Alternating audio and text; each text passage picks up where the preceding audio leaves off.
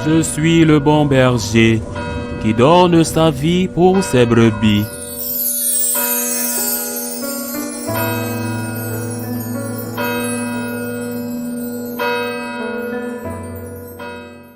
Quand fut accompli le temps prescrit par la loi de Moïse pour la purification, les parents de Jésus l'amenèrent à Jérusalem pour le présenter au Seigneur selon ce qui est écrit dans la loi.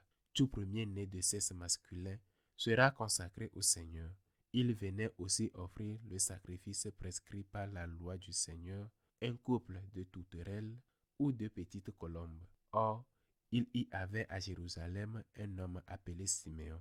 C'était un homme juste et religieux qui attendait la consolation d'Israël et l'Esprit Saint était sur lui. Il avait reçu de l'Esprit Saint l'annonce qu'il ne verrait pas la mort avant d'avoir vu le Christ, le Messie du Seigneur. Sous l'action de l'Esprit, Siméon vint au temple au moment où les parents présentaient l'enfant Jésus pour se conformer au rite de la loi qui le concernait. Siméon reçut l'enfant dans ses bras et il bénit Dieu en disant: Maintenant, ô Maître souverain, tu peux laisser ton serviteur s'en aller en paix selon ta parole, car mes yeux ont vu le salut que tu préparais à la face des peuples, lumière qui se relève aux nations et donne gloire à ton peuple Israël. Le père et la mère de l'enfant s'étonnaient de ce qui était dit de lui. Siméon les bénit, puis il dit à Marie sa mère: Voici que cet enfant provoquera la chute et le relèvement de beaucoup en Israël. Il sera un signe de contradiction, et toi, ton âme sera transversée d'un glaive. Ainsi seront dévoilées les pensées qui viennent du cœur d'un grand homme. Il avait aussi une femme prophète, Anne, fils de Phanuel, de la tribu d'Arsée. Elle était très avancée en âge. Après 7 ans de mariage, demeurée veuve, elle était arrivée à l'âge de 84.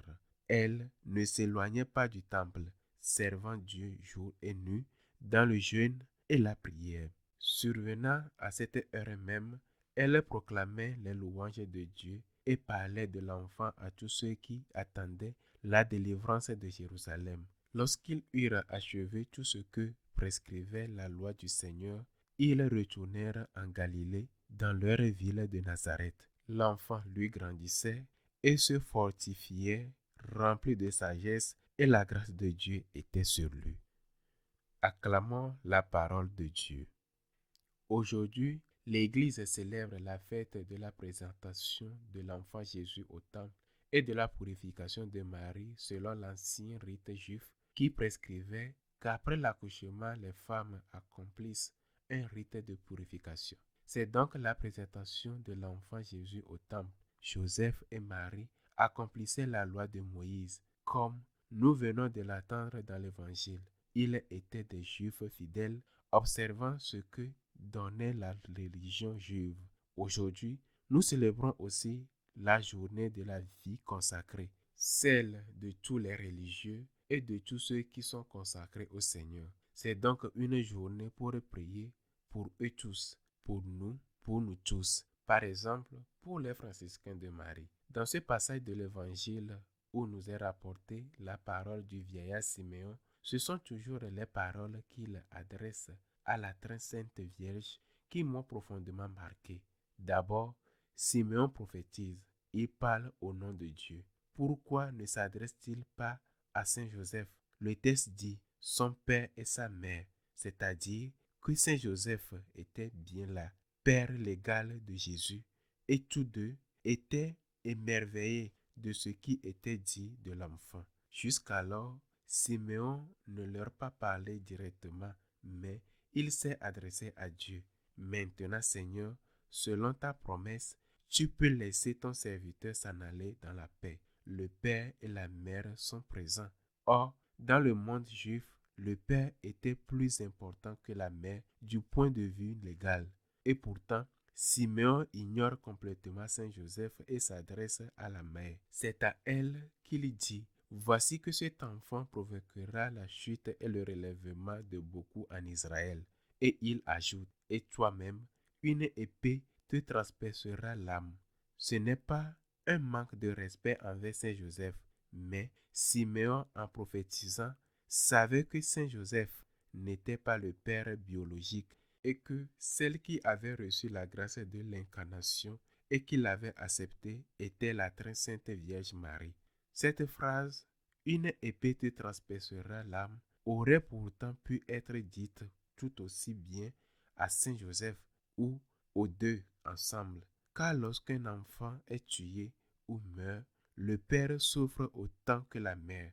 Mais Siméon, sachant que lorsque Jésus serait mis à mort, Saint Joseph ne sera jamais plus en vie, tandis que la Vierge Marie, la très sainte Vierge, le serait encore, s'adresse à elle. Une épée te transpercera l'âme. Je me souviens de l'un des livres qui m'a le plus marqué lorsque je l'ai lu pour la première fois, qui a pour titre Silence, de l'écrivain catholique japonais Shikaku Ando, ce qui est déjà en soi une rareté au Japon. Dans ce livre, Ando décrit la persécution des chrétiens au Japon, les martyrs et les méthodes utilisées par les persécuteurs. Ces derniers avaient découvert quelque chose. Il y avait une chose que les catholiques ne pouvaient absolument pas faire. S'il leur présentait un crucifix à piétiner, ils le piétinaient. Mais s'il leur présentait une image de la Vierge à piétiner,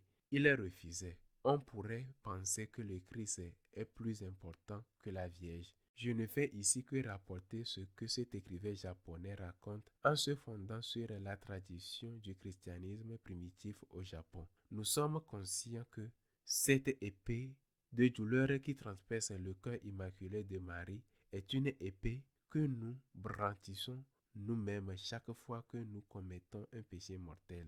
Quand nous commettons un péché mortel, nous n'offensons pas seulement Dieu notre Seigneur. Par cette épée, nous transperçons deux cœurs, le cœur sacré de Jésus et le cœur immaculé de Marie. Nous ne faisons pas seulement souffrir le Fils, mais aussi la Mère.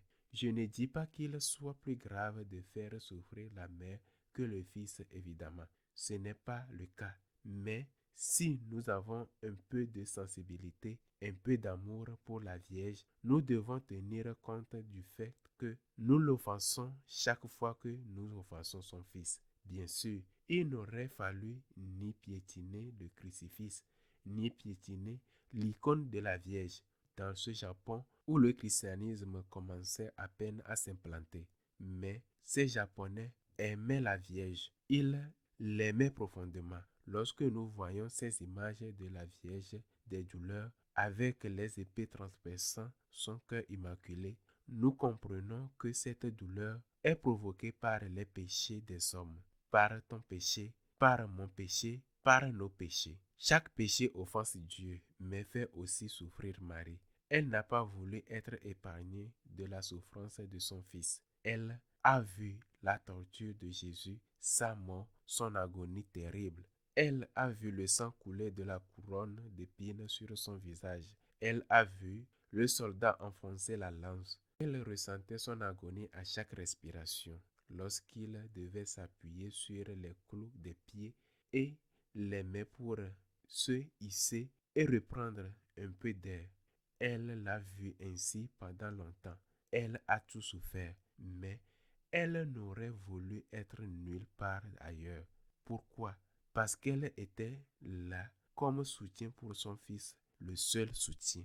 Elle était là comme consolation pour son Fils, la seule consolation. Si le Christ meurt pour nos péchés, Marie offre elle aussi sa douleur pour nos péchés. Et si nos péchés mettent à mort le Christ, l'épée qui transperce le cœur de Marie, c'est nous qui la tenons par ces mêmes péchés. Alors aujourd'hui, en ce jour de fête, fête joyeuse de présentation de l'enfant au temple, fête pour la famille de Nazareth, souvenons-nous de la prophétie de Siméon.